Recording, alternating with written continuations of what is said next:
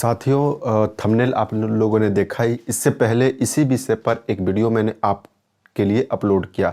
वहाँ पे हमने मैकेनिक्स को और बायोमैकेनिक्स यानी यांत्रिकी और जैव यांत्रिकी के बारे में बेहतर तरीके से समझाने का आपको प्रयास किया और उम्मीद है आपको समझ में आया होगा। और अगर नहीं आता भी है तो आप ज़रूर हमें कमेंट करके बताएं कि हमें क्या नहीं समझ में आता है। हम लोग प्रयास करेंगे आपको समझाने का। तो साथियों, हम आपका अपने यूट्यूब चैनल पे स्वागत करते हैं और साथ में कहेंगे सब्सक्राइब, शेयर और लाइक ज़रूर कीजिएगा। ठीक है, बात करते हैं उसी प्रक्रम को आगे बढ़ाते हुए। हम मैकेनिक्स और बायोमैकेनिक्स के बाद आते हैं हम स्पोर्ट्स बायोमैकेनिक्स के ऊपर। ये कब शुरू हुआ और इसका आधार क्या था। तो जिस प्रकार हमने पढ़ा ना, मैकेनिक्स के ही सिद्धांतों का अल्फांसो बारेली ने क्या किया, एक मानव के ऊपर लागू किया।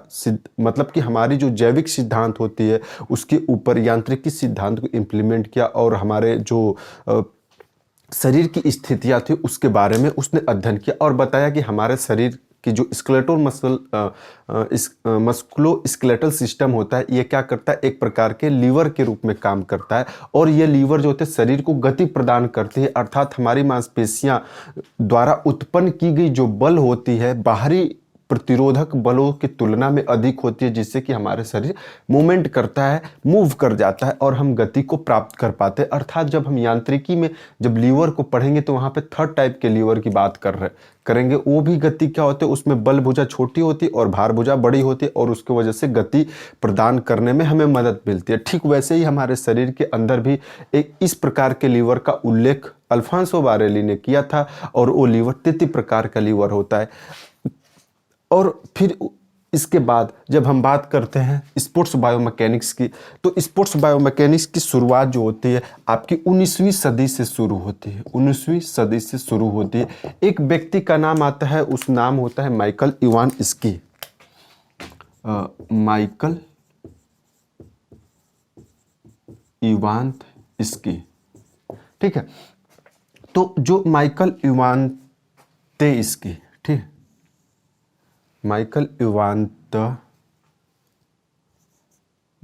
ठीक है। माइकल इवानस्की नाम का एक व्यक्ति होता है। थोड़ा सा इवानस्की को पढ़ने और समझने में दिक्कत आ सकती है ना, थोड़ा सा उसमें छोटा बड़ा ज़्यादा करना पड़ रहा है, ठीक है। तो जब इन्होंने माइकल इवानस्की ने क्या किया, इस जो बायोमैकेनिक्स था इसका उपयोग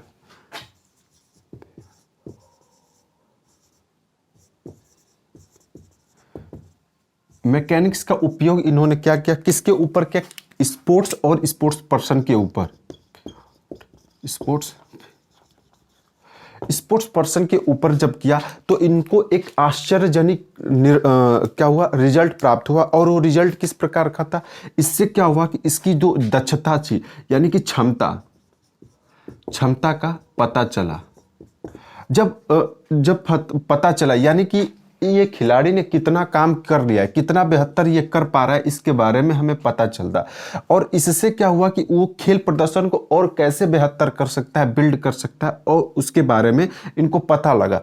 तो और फिर क्या हुआ, खेल क्षमता का पता लगा, उससे क्या हुआ, खेल प्रदर्शन को और इंक्रीज, ये ऊपर की जो सिंबल बनता है ये इंक्रीजिंग का सिंबल बनता है। किस तरीके से हम इंक्रीज कर सकते हैं इसके बारे में हमें पता लगी। और यहीं से क्या होता है, एक नए विषय, और उस विषय का नाम होता है स्पोर्ट्स बायोमैकेनिक्स। और यहीं से क्या होता है, जब बायोमैकेनिक्स का उपयोग इन्होंने स्पोर्ट्स पर्सन के ऊपर किया और उससे खिलाड़ी के प्रदर्शन के बारे में हमें पता चला, और उस प्रदर्शन के बारे में जब उसकी क्षमता के बारे में पता चलता है, इससे क्या होता है, हमारे खेल प्रदर्शन को और कितना बेहतर बनाया जा सकता है इसके बारे में पता चला, ठीक है। और यहीं से क्या शुरू हुआ, और इन्हीं तीनों आंकड़ों से हमें एक नए विषय की शुरुआत होती है जिसको क्या कहते हैं, स्पोर्ट्स बायोमैकेनिक्स।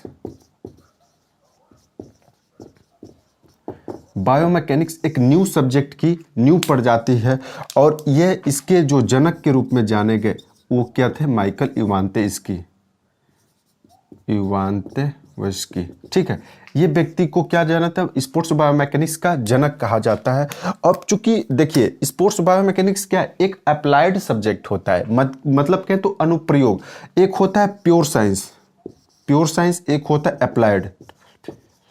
है ना। मैंने आपको इससे पहले भी जब हम लोगों ने किन्सियोलॉजी पढ़ रहे थे उस समय भी अप्लाइड और प्योर साइंस के बारे में जिक्र किया होगा। एक होता है प्योर किन्सियोलॉजी, दूसरा था अप्लाइड किन्सियोलॉजी। ठीक है, प्योर का मतलब होता है जो एक नया शुरुआत होती है वो प्योर होता है, और जब इस प्योर के उपयोग हम अपने अनुसार अलग अलग शाखाओं में ब्रांच में करना शुरू कर देते हैं तो वो अप्लाइड हो जाता है। तो जब अल्फांसो बारेली ने बायोमैकेनिक्स की नींव रखी तो इवान स्की ने इस बायोमैकेनिक्स का प्रयोग क्या खेल की शाखा में किया, यानी कि एक तरह से इसका अनुप्रयोग खेलों के ऊपर किया, और उससे क्या हुआ, खिलाड़ी की क्षमताओं का पता चलता है। और ये क्षमता क्या होती है, मात्रा के बारे में पता चलती है कि आपने कितना किया, जैसे कि आपने कितने किलोग्राम तक वेट को उठाया, कितने किलोमीटर को कितने समय में दौड़ा, एक आपके पास आंकड़ा प्राप्त होने लगी, और उससे क्या हुआ, उसकी खेल प्रदर्शन को और कितना बेहतर किया जा सकता है इसके बारे में पता चलने लगा। और यही से स्पोर्ट्स बायोमैकेनिक्स की शुरुआत होती है और जनक माइकल इवाने इसकी आते हैं। ठीक है, आगे और इसके बारे में हम लोग समझते हैं।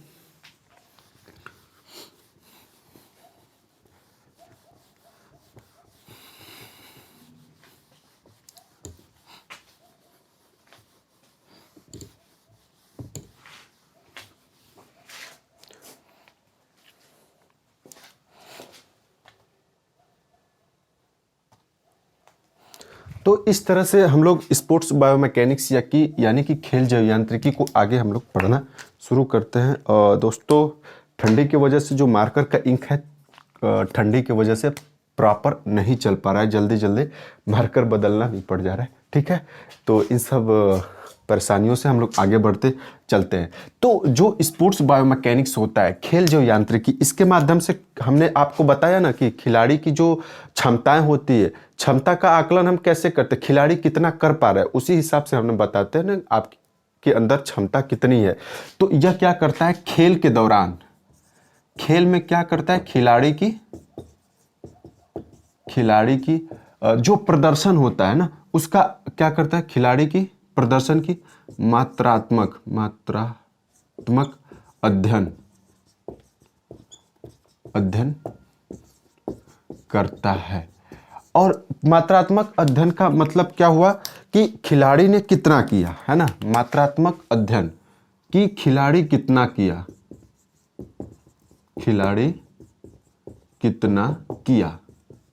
अर्थात कितना किया, इससे क्या होता है, खिलाड़ी के प्रदर्शन के बारे में पता चलता है। खिलाड़ी का क्या हुआ, प्रदर्शन पता चलता है।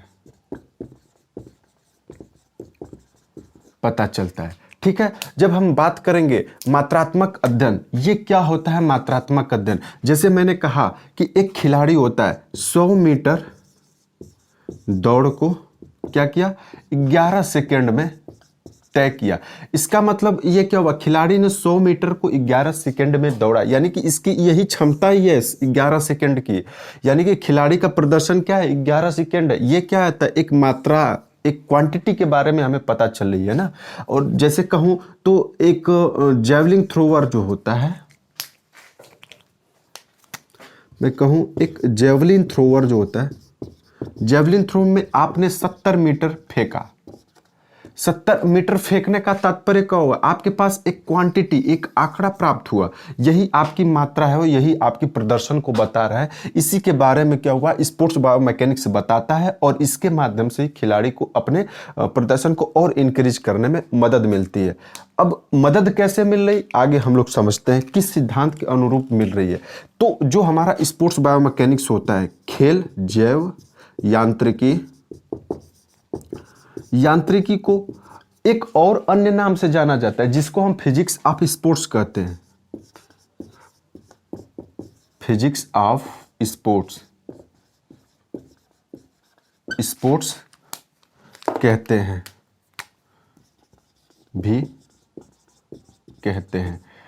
फिजिक्स ऑफ स्पोर्ट्स कहने का कारण क्या होता है, हम लोग इसको आगे समझने का प्रयास करते हैं।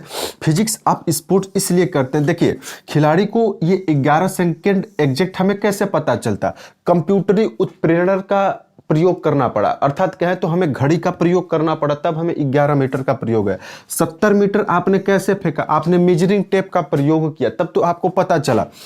ठीक है, तो उसके साथ साथ ये तो आंकड़े प्राप्त हुए। अब खिलाड़ी का प्रदर्शन कैसे हमें बढ़ाना है, तो जब खिलाड़ी ने देखा कि 100 मीटर प्रति सेकंड को 11 सेकंड में दौड़ रहा है, ठीक है, ये तो मात्रा हमें पता चल गई कि इतने इसकी क्षमता है, लेकिन प्रदर्शन को बढ़ाने के लिए उसकी क्षमताओं को भी बढ़ाना चाहिए। तो इसके लिए क्या करता है, फिजिक्स ऑफ स्पोर्ट्स यानी कि खेल की भौतिकी का प्रयोग करता है, और उसके अंतर्गत ये दो चीजों का प्रयोग करता है। एक होता है गणितीय सिद्धांत, गणितीय सिद्धांत, ठीक, और दूसरा प्रयोग ये करता है कंप्यूटर उत्प्रेरक, उत्प्रेरण, ठीक, कंप्यूटर उत्प्रेरण का प्रयोग करता है, और इसके माध्यम से आंकड़ाएं आपकी इकट्ठा करता है कि आपकी जो एक्टिविटी होती है, खिलाड़ी की जो एक्टिविटी होती है, उस एक्टिविटी के दौरान उसके अंदर क्या परिवर्तन आ रहा है, क्या चेंजेस आ रहे हैं, ठीक है।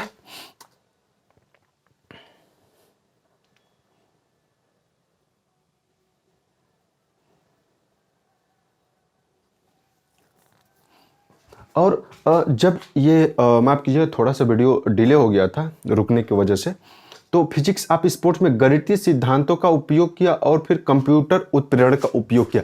इससे क्या हुआ, दोनों के माध्यम से उसके जो प्रदर्शन थे, प्रदर्शन का आंकड़ा इकट्ठा किए, ठीक है, प्रदर्शन का आंकड़ा, प्रदर्शन का आंकड़ा क्या किए, प्राप्त किए। अब इन प्रदर्शन के आंकड़ाओं का प्रयोग करने के बाद आंकड़ों में हमें क्या मिला, इसको आगे समझते हैं चीजों को।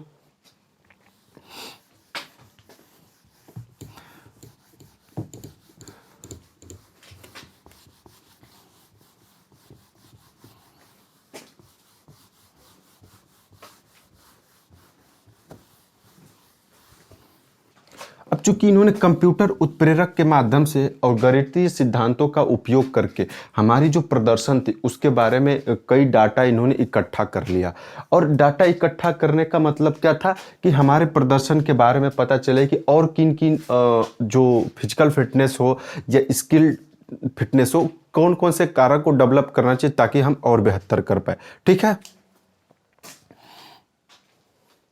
तो इन्होंने क्या किया, स्पोर्ट्स ऑफ साइंस के माध्यम से, फिजिक्स ऑफ स्पोर्ट, जो कि स्पोर्ट्स बायोमैकेनिक्स का दूसरा नाम है, इसके माध्यम से खिलाड़ी के अंदर, खिलाड़ी के शरीर पर चिप या फिर डायोड का प्रयोग किया। जैसा कि हम लोग जानते हैं ट्रेडमिल के ऊपर, जैसे अगर कहें हम लोग ट्रेडमिल होता है, ट्रेड मिल जो दौड़ने वाला होता है, उसको एक स्पीड पे फिक्स कर देते हैं, फिर उस पे हम रन करना शुरू कर देते हैं। उस दौरान क्या होता है, हमारे शरीर के ऊपर कई जगह चिप या डायोड लगा दिए जाते हैं, और उसके वजह से हमारे इंटरनल अंदर क्या परिवर्तन हो रहा है उसके बारे में पूरे स्क्रीन पे चलता रहता है, सामने स्क्रीन होता है। तो उसके माध्यम से, डायोड के माध्यम से कंप्यूटर स्क्रीन पे हमें क्या दिखाई देता है, हमारे एचआर, हार्ट रेट किस दर से चल रही है ना,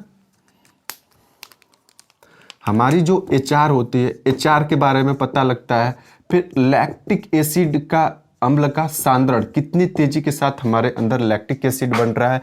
फिर हार्ट रेट हो गया, आपका ब्लड प्रेशर कितना चढ़ रहा है, ठीक है, आपकी एकाग्रता के बारे में पता चलते। ऐसे बहुत से ऐसे कारक होते हैं जिसके बारे में हमें क्या पता है, इसके माध्यम से पता चलता है। किस पे, जो कंप्यूटर का स्क्रीन होता है उसके ऊपर ये चीजें होता है, और उसके माध्यम से उसकी एकाग्रता हो गया, थकान भी हो जाता है ना, तो इनका पता लगता है। और जब इन सारी चीजों का डाटा आपके पास रहेगा तो इनमें से कि कौन सी चीज हमारे अंदर ज्यादा बन रही है, कौन सी चीज कम बन रही है, और इससे हमारे खेल के ऊपर क्या प्रभाव पड़ रहा है, इसके बारे में हमें सारी चीजों का पता चल जाता है। और इस आधार पर क्या करते हैं, पता लगाता है, और फिर प्रदर्शन को बढ़ाने के अनुरूप, प्रदर्शन को बढ़ाने का हम क्या करते हैं, कार्य करते हैं।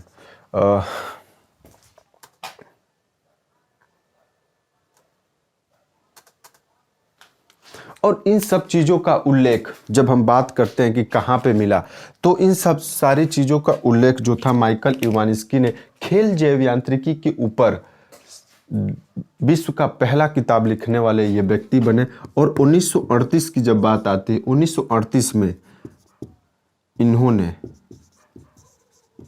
इन्होंने क्या लिखी, एक बुक अपनी लिखी खेल जैव यांत्रिकी पर। विश्व की पहली बुक थी द मूवमेंट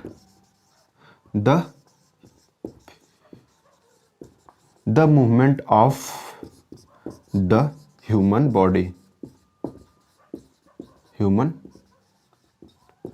बॉडी, इन्होंने, इनकी बुक का नाम होता है the movement of human body. ये बुक इन्होंने लिखते हैं और इसी के अंदर इन सारी चीज़ों को व्याख्यात करते हैं कि किस प्रकार से हमने मैकेनिक्स को एक खिलाड़ी के ऊपर प्रयोग किया और उसके माध्यम से खिलाड़ी की जो प्रदर्शन होते हैं उसके आंकड़ों को मैंने इकट्ठा किया। यानी कि ये एक तरह से क्वांटिटी बेस, यानी कि खिलाड़ी की जो मात्रात्मक अध्ययन होता है उसके बारे में पता करता है और फिर उसके माध्यम से विभिन्न प्रकार की मतलब गणितीय और कंप्यूटर उत्प्रेरक के माध्यम से उसके अंदर जो खेल गतिविधि के दौरान परिवर्तन हो रहा है उसके बारे में क्या करते हैं, डाटा इकट्ठा करते हैं और उसके माध्यम से खेल प्रदर्शन को बढ़ाने में इनको क्या मिलती है, मदद मिलती है। और फिर इन्होंने 1938 में the movement of the human body, विश्व की पहली बुक खेल जैव यांत्रिकी के ऊपर लिखने का काम करते हैं। तो ये सारी चीज़ें थी स्पोर्ट्स बायोमैकेनिक्स में। एक कम शब्दों में कैसे इसकी शुरुआत होती है, इसका उपयोग क्या हुआ खेल के रूप में, इन्हीं सब थोड़े से बातों के साथ इस वीडियो में जो हमारा टॉपिक था कंप्लीट होता है। आप बताइएगा कैसा लगा आपको इस एपिसोड में, और अगर बेहतर लगता है तो आप ज़रूर हमें सपोर्ट करें। किस तरीके से? सब्सक्राइब, शेयर और लाइक करके। बस आपसे यही एक विनती है। तो मिलते हैं दोस्त अगले वीडियो में, तब तक के लिए जय हिंद।